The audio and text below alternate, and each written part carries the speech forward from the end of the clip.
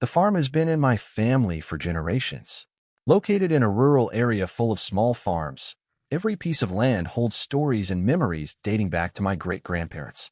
I grew up hearing stories about how my grandfather worked hard to keep the land productive and sustainable. The farm has always been more than just a property. It was a legacy, a symbol of my family's hard work and resilience. As a child, I remember running through the fields, smelling the earth, and listening to stories told around a campfire. It was a place where traditions were passed down from generation to generation, and every piece of land had special meaning. Over the years, the landscape around the farm began to change drastically. Wealthy developers started buying up surrounding lands, transforming them into luxury subdivisions with their own homeowners associations, HOAs. The transformation was swift and relentless.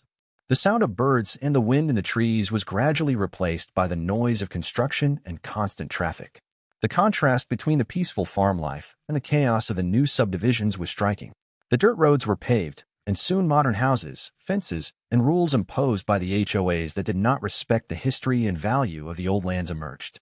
This change brought growing tension between the original residents and the newcomers.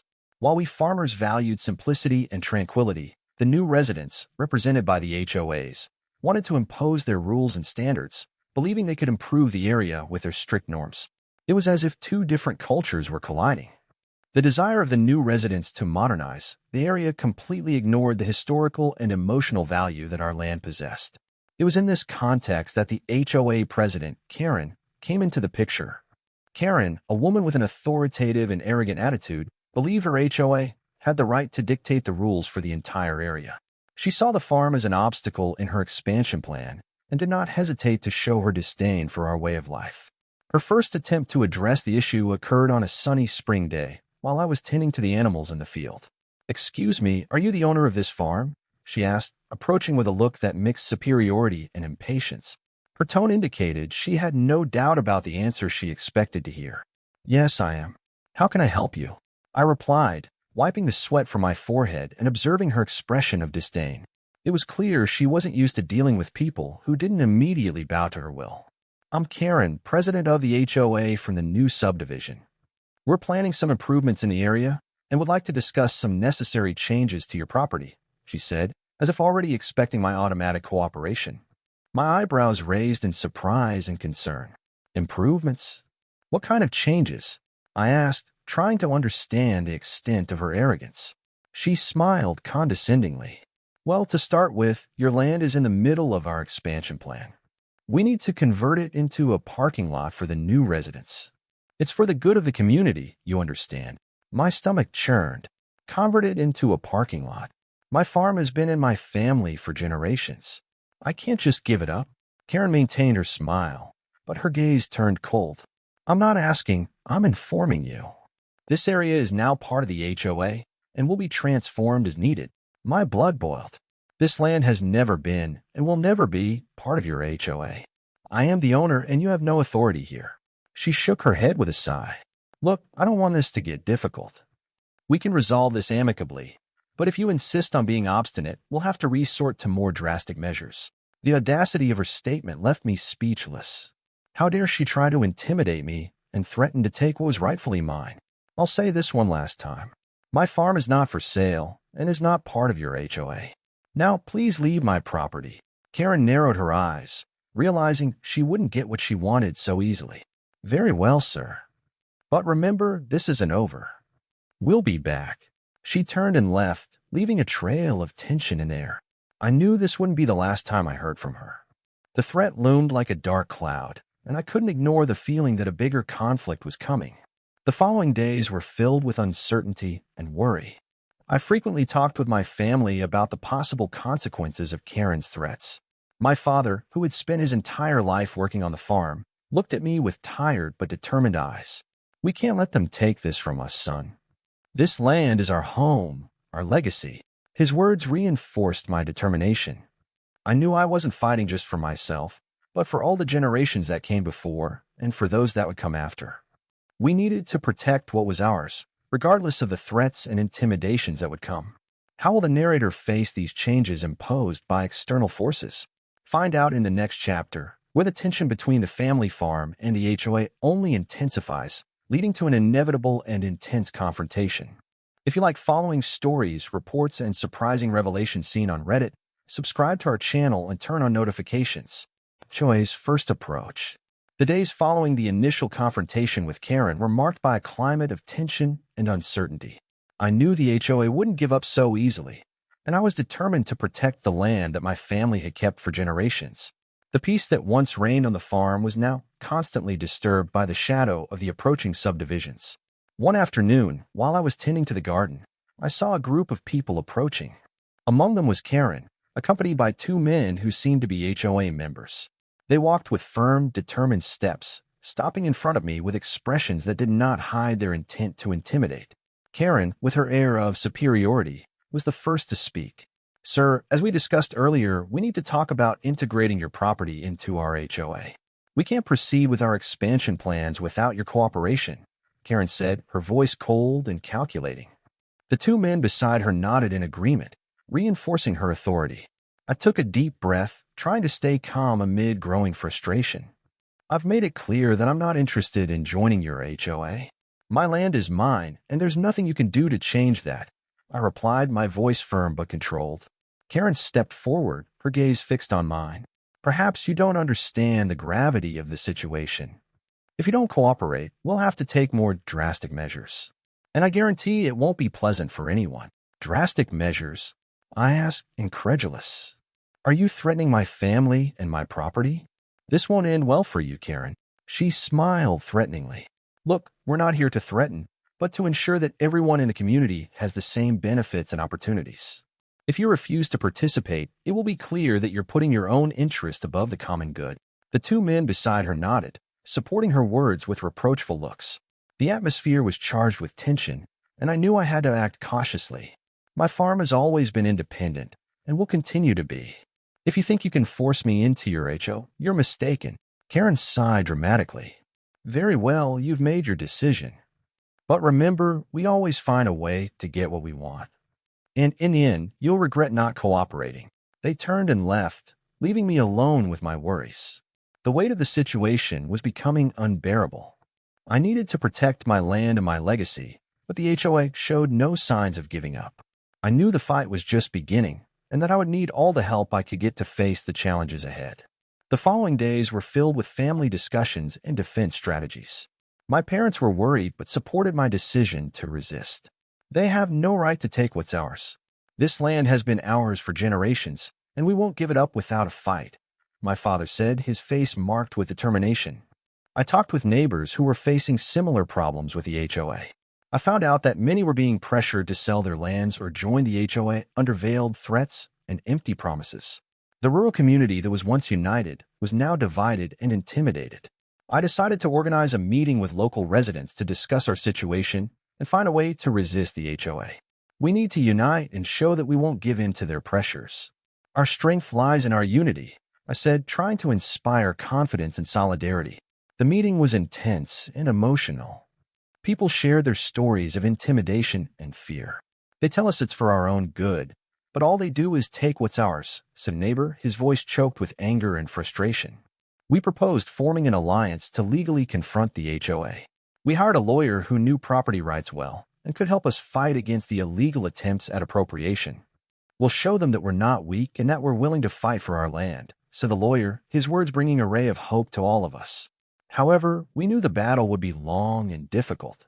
Karen and the HOA had resources and influence that far surpassed ours. We needed to be prepared to face whatever came our way.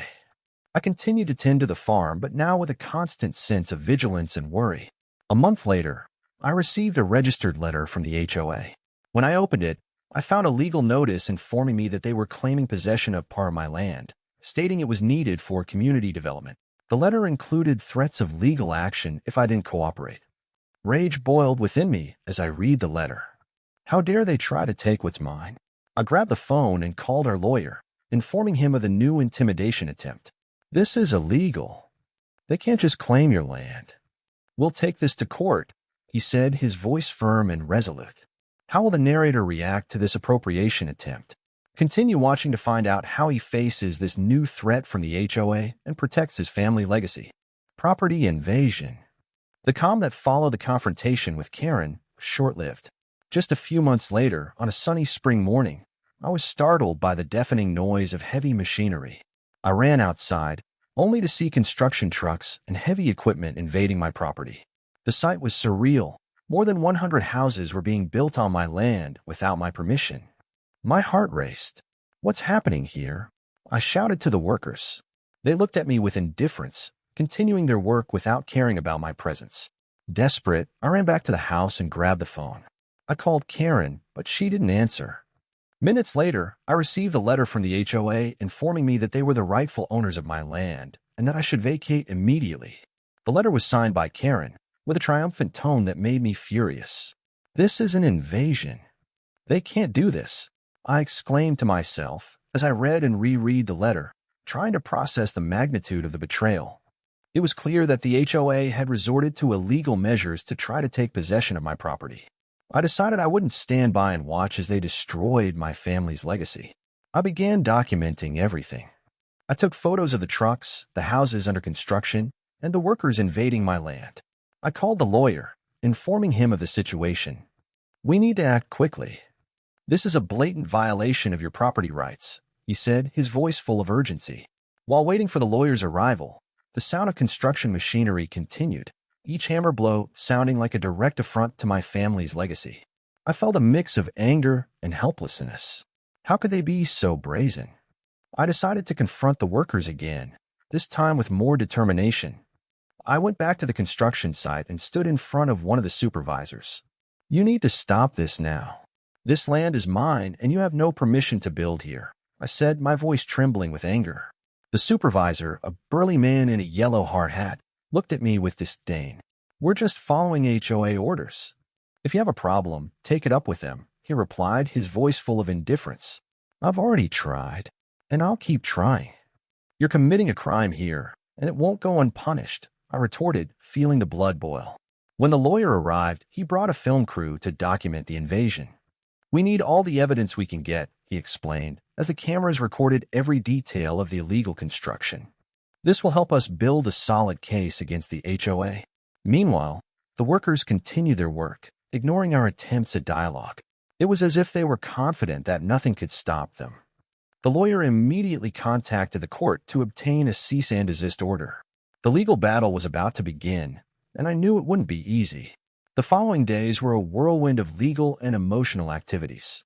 With the lawyer's help, we obtained a temporary court order requiring the immediate cessation of construction. The order was delivered personally to Karen, who reacted with a mixture of fury and disdain. This won't stop our plans, she said, her words dripping with venom. We have the resources and influence to win. The presence of the police to ensure compliance with the order brought temporary relief. The workers were forced to stop the construction, but we knew the HOA wouldn't give up easily. The tension between my family and the HOA was at its peak, and the atmosphere on the farm was one of constant vigilance and anxiety. During this period, I began to realize the true impact of the invasion. It wasn't just the illegal construction that worried me, but what it represented, an attempt to erase my family's history and legacy. Every tree cut down, every piece of land removed was a painful reminder of the struggle we were facing to protect our home. The nights were long and sleepless, with worry and stress gnawing at my peace of mind. I thought of my grandparents and the sacrifices they made to keep this land. I felt an overwhelming responsibility to honor their legacy and ensure the farm remained intact for future generations. It was during one of these sleepless nights that I decided to take more drastic action. I organized a meeting with other local residents who were being affected by the HOA. We need to unite. We can't let them divide and intimidate us, I said, trying to inspire courage and determination. The meeting was full of emotion and solidarity. Each person had a story of injustice to share, and the feeling of anger and frustration was palpable. We decided to form a coalition to fight the HOA, hiring additional lawyers and gathering all the resources we could to fight them. Meanwhile, the situation on the farm remained tense. The police presence helped keep the construction paralyzed, but the sense of threat persisted. I knew the HOA was planning its next move and needed to be prepared for anything. Days later, I received another letter from the HOA. This time, it was a formal eviction notice claiming I was occupying the land illegally. This is ridiculous, I murmured as I read the letter. They're trying to take me off my own land. I immediately took the letter to my lawyer, who assured me we would respond legally. This is a desperate attempt to intimidate you. We'll fight this with all our strength, he said, his determination renewed. As we awaited the court hearing, the pressure mounted. The HOA was doing everything it could to destabilize me and force me to give up. But each attempt only strengthened my resolve to fight to the end. How will the narrator deal with this shocking claim and the HOA's desperate attempts to intimidate him? Find out in the next chapter how he faces this new threat and protects his family's property. Legal investigation. That afternoon, I contacted my grandfather's old legal team. The lawyers, well versed in the history and rights of our land, agreed to help me immediately. I brought the letter and all the evidence I could gather to their office. The meeting was long and filled with discussions about our next steps. Chris, this is clearly an attempt at illegal appropriation, said the lead lawyer, a gray-haired man named Mr. Martinez. We'll investigate thoroughly.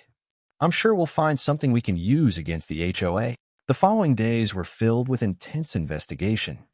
We discovered that the HOA had forged ownership documents and bribed local government officials to legitimize their claims. The depth of the corruption was alarming. There was a network of fraud extending from the developers to high-ranking public officials. We have all the evidence we need to take this to court, said Mr. Martinez, showing me a folder full of incriminating documents. But we need to act quickly before they find out what we're doing. Confrontation with the HOA. I decided I needed to see the extent of the development with my own eyes. I flew to Paraguay, where the HOA had offices and a base of operations for their real estate developments. When I arrived, I went straight to Karen's office. The reception was anything but warm. You're making a big mistake, Karen, I said, entering her office unannounced. I have proof of all your frauds and bribes. This ends here and now. She looked at me with disdain, rising from her chair. You think you can come here and intimidate me? You're mistaken. I'll call the police and have you thrown out of here. Go ahead. I want to see how you explain to the police the extent of your illegal activities, I replied, keeping my gaze fixed on hers. Karen hesitated for a moment, but then picked up the phone and began dialing. You're bluffing. You have nothing against me. Before she could complete the call, I threw the folder of documents on her desk. See for yourself. These are copies of all the evidence we've gathered. Every bribe, every forged document. She flipped through the papers quickly, her face losing color. This can't be happening, she murmured, her voice trembling. Oh, it is. And now you have two options. We can settle this in court, or you can start dismantling this operation immediately and prepare to face the consequences. Karen, for the first time, seemed truly scared. She knew she was cornered and that there was no easy way out this time. What will Karen do now that her frauds have been exposed? How will the narrator deal with the intimidation tactics the HOA might use against him? Continue watching to discover the next moves in this intense game of power and justice. With Karen cornered and the truth about the HOA's fraud exposed, I decided it was time to step up the fight. I returned home and, along with Mr. Martinez and his legal team, began preparing a robust lawsuit against Karen and the HOA. We were determined to expose all the corruption and reclaim control of my land. The lawsuit was filed for fraud, illegal land occupation, and bribery. We knew the legal battle would be intense, so we hired the best law firm in the country to reinforce our team. The case gained national attention, and soon the eyes of the entire country were on the small farm that symbolized the fight against corruption. The tension was palpable. Karen and her accomplices in the HOA did not back down easily. They began using intimidation tactics in an attempt to deter me. I received anonymous threats by phone and email. One night, I found my fence vandalized and intimidating messages painted on the barn. You'll regret this, Chris, read one of the messages in screaming red letters. My lawyer recommended that I increase security on the farm. I installed surveillance cameras around the property and hired private security guards to ensure the safety of my family and land. The feeling of being under constant threat was exhausting, but I knew I needed to resist. How will the narrator withstand these intimidation tactics? See in the next chapter how he handles the growing pressure and keeps his determination intact. Intense legal action. With Karen cornered and the truth about the HOA's fraud exposed, I decided it was time to escalate the fight.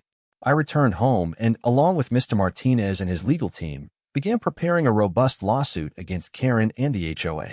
We were determined to expose all the corruption and reclaim control of my land. The lawsuit was filed for fraud, illegal land occupation, and bribery. We knew the legal battle would be intense, so we hired the best law firm in the country to strengthen our team. The case gained national attention, and soon the eyes of the entire country were on the small farm that symbolized the fight against corruption. The tension was palpable. Karen and her accomplices in the HOA did not back down easily. They began using intimidation tactics to try to dissuade me. I received anonymous threats by phone and email. One night, I found my fence vandalized and intimidating messages painted on the barn. "You will regret this, Chris," read one of the messages in glaring red letters. My lawyer recommended increasing security on the farm. I installed surveillance cameras around the property and hired private security to ensure the safety of my family and land. The feeling of being under constant threat was exhausting, but I knew I needed to stand my ground. Police intervention. As the legal battle progressed, we obtained a court order requiring the police to monitor the property while the case was ongoing. The police presence brought a sense of security, but also attracted unwanted attention. The HOA workers, instructed to continue construction, began to rebel against the police presence. One day, a group of workers tried to continue construction illegally. The confrontations with the police became violent. I watched from my porch as the situation unfolded. The tension escalated quickly, and what started as a construction attempt turned into a physical confrontation. Shouts and banging noises echoed as the police tried to contain the workers. The scenes of violence and chaos seemed surreal, as if I was watching a nightmare unfold before my eyes. Finally, after an intense confrontation, the police managed to disperse the workers and make several arrests. The property fell silent again, but the emotional impact was deep. The fight was far from over, and the intensity of the conflict only increased. What will be the outcome of these violent confrontations? Find out in the next chapter how the narrator and his legal team continue to face the HOA and protect his family's property. Court outcome. After months of legal battles and intense confrontations, the day of the trial finally arrived. The courtroom was packed with journalists, local residents, and supporters. My heart raced as I walked to the witness stand. I knew this was the decisive moment. The judge patiently listened to the arguments from both sides. The HOA's lawyer tried to downplay the charges, claiming it was all a misunderstanding. But when Mr. Martinez presented the evidence of fraud, bribery, and forged documents, the atmosphere in the courtroom changed. The expressions on the HOA members' faces clearly showed their concern. After reviewing all the evidence presented, this court rules in favor of the plaintiff, Chris, declared the judge, his voice firm and clear. The HOA must vacate the area within 90 days, and all illegal developments must be demolished. Additionally, substantial fines will be imposed, and the HOA leaders, including Karen, will be arrested for their criminal actions. The courtroom erupted in murmurs and applause. I felt a wave of relief and satisfaction. Justice had prevailed. Karen and her accomplices were escorted out of the courtroom in handcuffs, their expressions of defeat clearly visible. How will the community react to this decision? Continue watching to find out the next steps in the narrator's life and how he deals with the consequences of the legal victory. Demolition and restoration. With the court's decision in hand, I immediately began working on the demolition of the more than 100 houses illegally built on my land. I hired a demolition crew and personally supervised each step of the process. Watching the illegal structures come down brought a sense of restored justice, but also revealed the extent of the damage done to my property. The demolition was costly and time-consuming, but necessary. Each wall torn down, each piece of concrete removed was a step closer to restoring the land to its original state. My family and I worked hard to clear the debris and replant the devastated areas. The local community, impressed by our determination, offered volunteer help. Residents came with tools, plants, and words of encouragement. We felt we were not alone in this fight. The high costs were a considerable burden, but the community's support and our determination to protect our family legacy gave us strength to continue. The restoration process was long and arduous, but each day the farm began to look more like the home we knew and loved. What will be the next challenges for the narrator after the farm's restoration? See in the final chapter how he plans to protect his legacy and what lessons he learned from this intense battle. Final reflections. With the farm finally restored, I sat on the porch, watching the sunset over the land my family had worked for generations. The battle against the HOA had been one of the most challenging experiences of my life, but also one of the most rewarding. Fighting for property rights and seeing justice served brought a sense of satisfaction and achievement that words could not describe. I reflected on the importance of defending what we believe in, even when facing powerful and corrupt forces. The fight for my land was not just about property, but about dignity, respect, and legacy. My family and I faced threats, intimidation, and violence, but we never lost hope or determination. The battle also brought valuable lessons. I learned that community unity can make a difference, and that with persistence and justice, we can win even the toughest battles. The farm was peaceful again, but the experience had strengthened us, preparing us for any future challenge. What will be the next challenges and achievements for the narrator? Continue watching our channel for more inspiring stories about justice, resilience, and the power of community. If you enjoyed following this story, don't forget to leave a like. And if you want to follow more stories, reports, and surprising revelations seen on Reddit, subscribe to our channel and turn on notifications. It will be a pleasure to have you with us.